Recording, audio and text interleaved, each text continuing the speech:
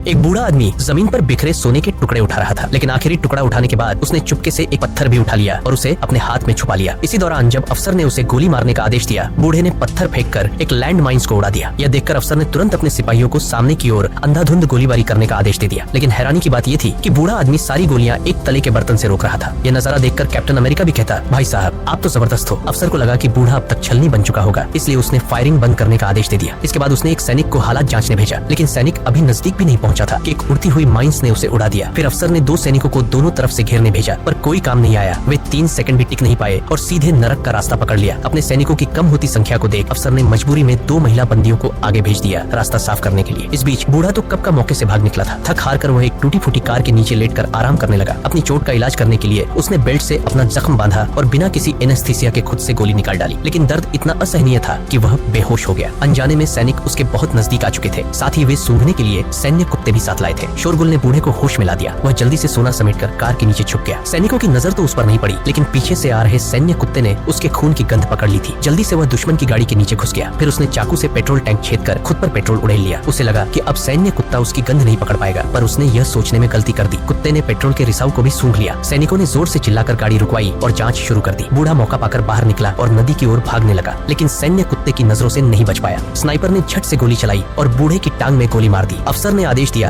कि बूढ़े को जिंदा पकड़ा जाए और कुत्ते को छोड़ दिया। कुत्ता तेजी से दौड़ता हुआ उसकी ओर बढ़ा, लेकिन बूढ़े ने बिल्कुल ठंडे दिमाग से माचिस जलाई और अपने शरीर पर पेट्रोल को आग लगा दी। कुत्ता डर के मारे वहीं रुक गया। बूढ़ा जलते हुए नदी की ओर भागा। सैनिकों ने उस पर ताबड़तोड़ फायरिंग की, मगर वह फिर भी नदी में कूदने में सफल रहा। सोने के भार से वह जल्दी से नदी के तल में डूब गया। तैरना न आने के कारण सैनिक उसे पकड़ नहीं सके, लेकिन आधे घंटे के भीतर ही बूढ़ा पानी के नीचे ऑक्सीजन खत्म होने से ऊपर आ गया। जैसे ही वह सतह पर निकला, स्नाइपर ने उसे गोली मार दी। लहूलुहान पानी देखकर अफसर ने गोताखोरों को सोना निकालने भेजा, पर जैसे ही गोताखोर नीचे गया, बूढ़े ने उसकी गला काट दी और उसकी ऑक्सीजन खुद ले ली। नाव पर मौजूद सैनिक खून देखकर डर के मारे कांपने लगे। फिर भी अफसर के आदेश पर उन्हें पानी में कूदना पड़ा, पर 2 सेकंड भी नहीं हुए थे कि पानी फिर से लाल हो गया। डर से कांपते सैनिक भागने लगे, पर उनमें से एक को अपने ही आदमी ने गोली मार दी। हैरत की बात यह थी कि गोली लगने के बावजूद नाव चलती रही। स्नाइपर ने भारी मशीन गन से फायरिंग कर दी, लेकिन बूढ़ा इस बार फिर मरे हुए सैनिक का सहारा लेकर बच निकला। अफसर लाचार खड़ा सब देखता रहा। इसी बीच बूढ़े का कुत्ता भागता हुआ वापस आया। अफसर को उससे बूढ़े का पता लगाने का नया तरीका सूझा।